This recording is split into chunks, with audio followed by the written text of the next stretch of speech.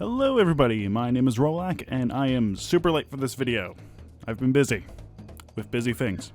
Anyway, today we're doing another Let's Talk, this time obviously about my latest Let's Play being Donkey Kong 64. For those unaware, Let's Talk is essentially a review, detailing specifically the 4 core aspects of a video game, being story, gameplay, visuals, and controls. Now no more delays, time for delays is over, now is the time for Monkey. Donkey Kong 64 is yet another game made by Rare for the Nintendo 64 way back in 1999, in between fellow collectathon games of Banjo-Kazooie and Tooie. Similar to those games as well, DK64 is a collectathon where you play as Donkey Kong for other Kongs to explore worlds, fight enemies, and collect a lot of things. And when I say a lot, I mean a lot. We'll get into that part a little later, but for now, let's get to talking about the game itself, starting with the weakest part.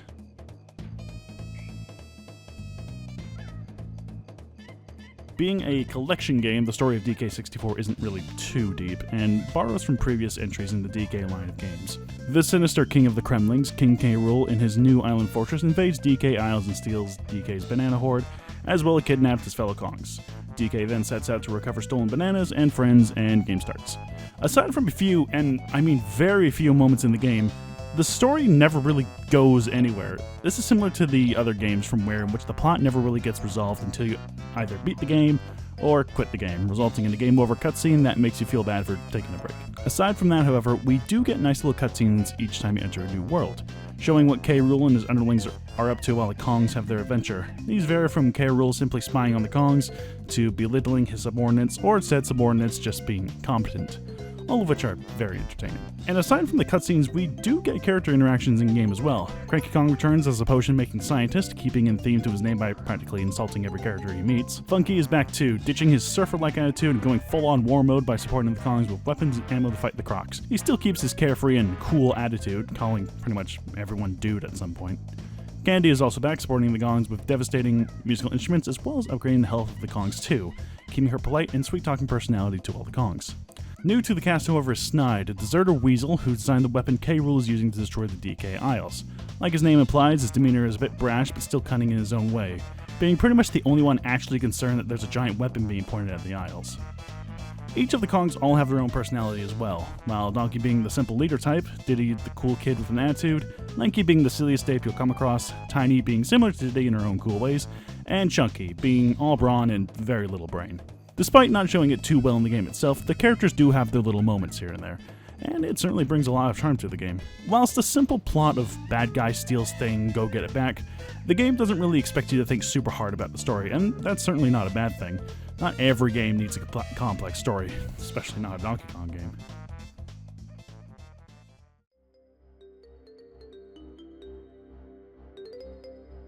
Visually speaking, the game looks great.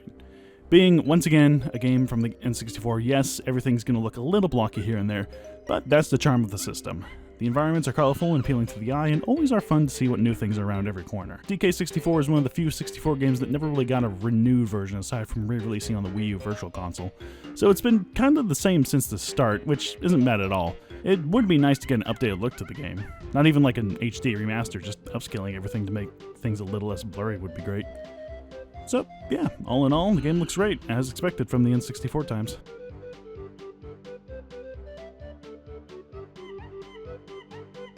Now, here's where we're getting to the tricky parts. Despite being in between two of the best-feeling platformers, Kazooie and Tooie, DK64 is strangely clunky. And I mean clunky.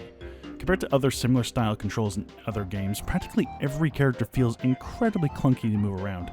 Each character takes a second to pick up speed into a run, as well as slow down when you take your thumb off the stick, as expected for a lot of games. Yet, the slowdown for when you stop moving takes considerably longer than most games, resulting in a lot of falling at unexpected spots here and there. Jumping itself is strangely lacking too. Nearly every character can't make the most basic jumps by doing their simple jumps, resulting in either doing a backflip or attacking midair to extend the airtime and maybe reaching the ledge. Long jumping is hardly even used to cross a gap, it's mostly just used to get around quicker. I honestly cannot recall a single moment where I used a long jump to clear a gap, as opposed to simply jumping and attacking to do so. Let's not even get into the Jack Barrel pack for Diddy, which I believe is one of the worst controlling things in a video game ever. Going up and down is fine, but should you want to turn? Oh man, you're in for a trial. While yes, doing long sweeping turns is no problem, The real issue is, there are so many points in the game where you have to do precise turning with this thing. Don't even get me started on those rings. Those things alone are a mess in game design as is. It just feels as though this game wasn't as finely tuned as Rare's other games, which is bizarre, because I barely recall having any trouble in controlling Banjo in his games. While it is tricky to get a hang of, it's certainly not impossible to do. DK64 is oddly a clunky feeling platformer, which in some aspects is not good at all. However, a lot of moments do perfectly well with what we got, so it's not impossible to play this game. Playing the game, however,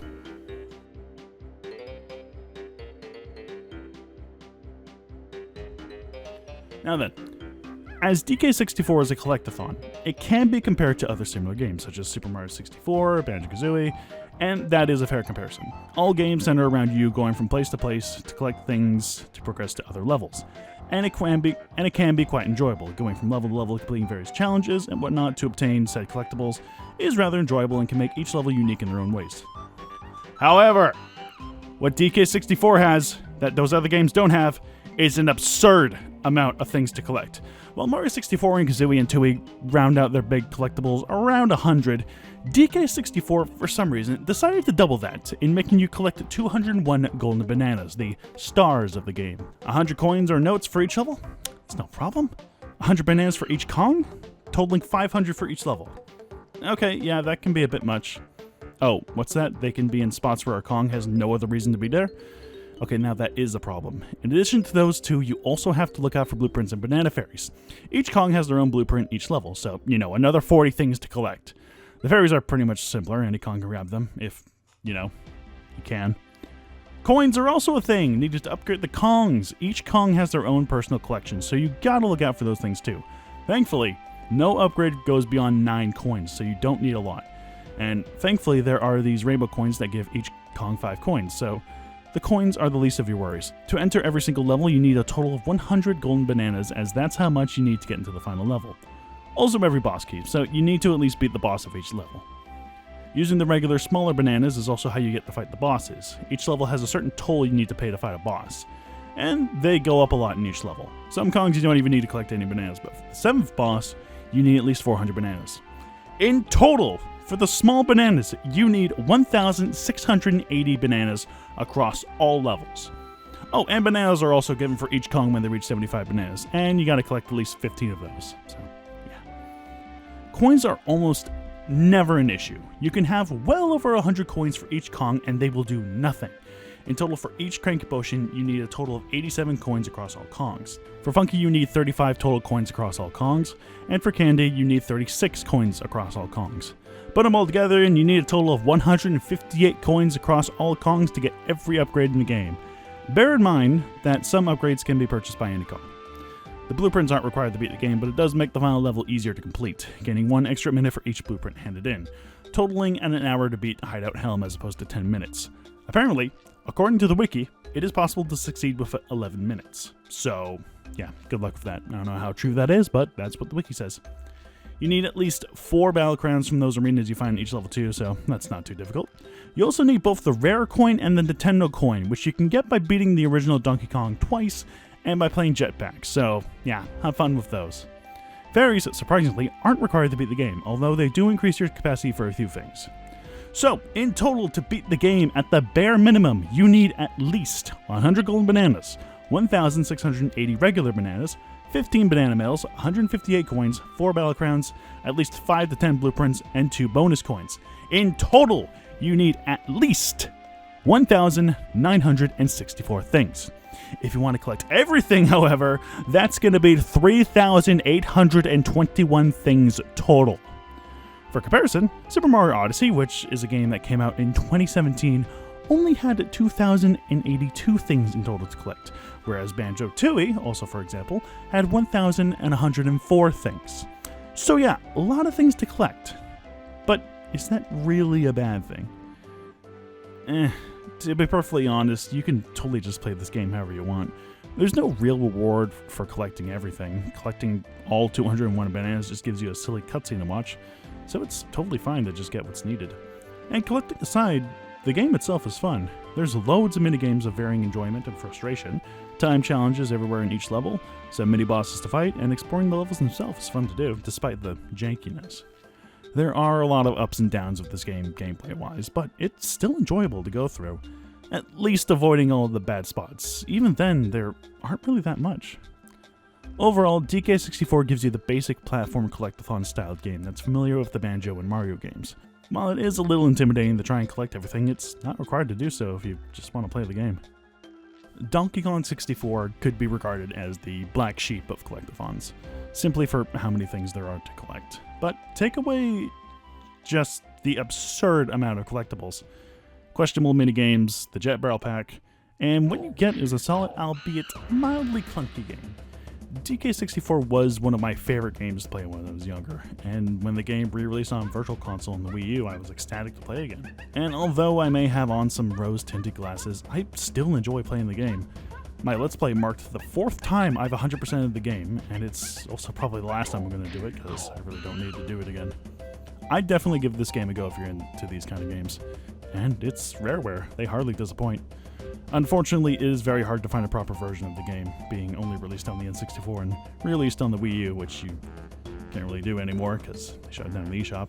I would recommend emulating, but make sure you got it right, because when I tried it, I'd say it was bonkier than the base game, which is quite an achievement, if I do say so myself. I will say Donkey Kong 64 is a good game, with a lot of faults. But for me, those faults don't justify me disliking or even hating the game. To me, this is just a fun game, and that's okay with me. That's all I really got to say about this game. It was fun to play through it again, and I hope it was fun to watch the playthrough. I am going to try and get the multiplayer done at some point. Schedules are a bitch, I'll tell you what. And I do apologize for how long it took for this video to come out. Like I said, busy. However, my next Let's Play will be beginning quite soon. It's going to be a bit of a different type of game from this one, so look forward to that. Thank you all for watching. My name is Rolak, and I wish you all a good day.